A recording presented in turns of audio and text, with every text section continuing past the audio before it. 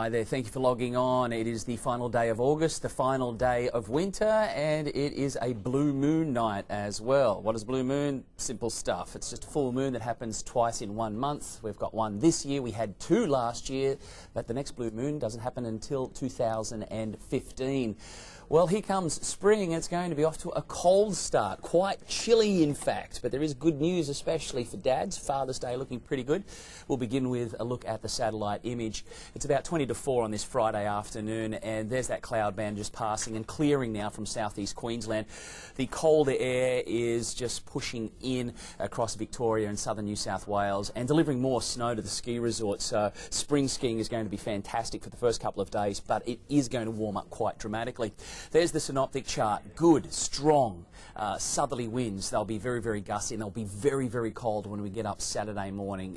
Big temperature shift there.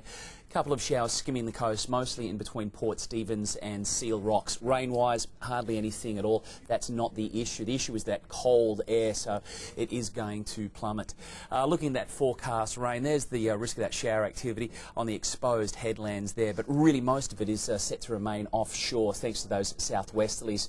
As that wind swings, we might see a couple of showers later in the weekend. There's the localised winds, all out of the south, all very, very cold, very, very strong for the greater Hunter. Right across Nelson Bay, Port Stephens. So it is going to be very, very blustery along the coastal areas and the exposed headlands, not as severe inland. There's your actual forecast for your Saturday, first day of spring. There's the risk of the showers there for Newcastle, but as I said, most of it offshore. It is going to be clear, it's going to be windy with those southerlies and quite cold.